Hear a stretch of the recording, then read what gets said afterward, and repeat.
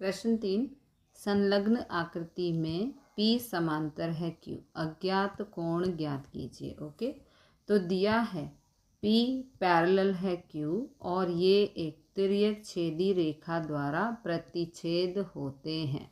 यहाँ पर ये एक तिर्यक रेखा है। ओके, ये है P और ये है Q।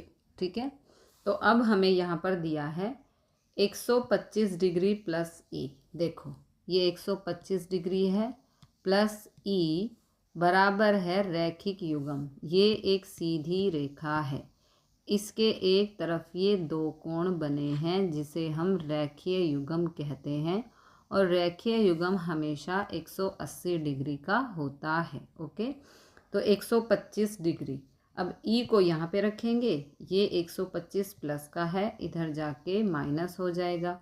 180 माइनस 125 होता है 55 डिग्री, तो कोण E आ गया 55 डिग्री। ओके, नाउ यहाँ E बराबर है F। देखो ये सम्मुख कोण है, ऊर्ध्वाधर सम्मुख कोण, ये सम्मुख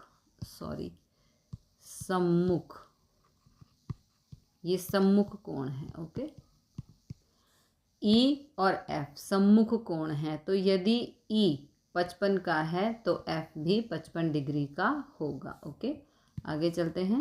अब यहाँ पर कोण A बराबर है F। देखो ये कोण A है और ये F है, अंतः एकांतर कोण है, इसलिए A बराबर F। तो A अगर 55 डिग्री है तो F भी 55 डिग्री होगा। अब A प्लस B 180 डिग्री। देखो ये A है और ये B है और ये इस रेखा के एक ही ओर बने कोण हैं जिसे हम रैखिक युग्म कहते हैं और जिसका मान 180 डिग्री होता है। ओके, तो यहाँ पर A है 55 डिग्री, B हमें नहीं पता और 180, यहाँ 55 प्लस का है, इधर जाके माइनस का हो जाएगा। 180 माइनस 55 हो गया 125, तो B आ गया 125 डिग्री। नाउ A बराबर C। देखो ये A है और ये C है, ये सम्मुख कोण है, इसलिए A बराबर C 55 डिग्री और B बराबर D। B बराबर D, ये भी सम्मुख कोण है, तो अगर B 125 का है तो D भी 125 का ही होगा।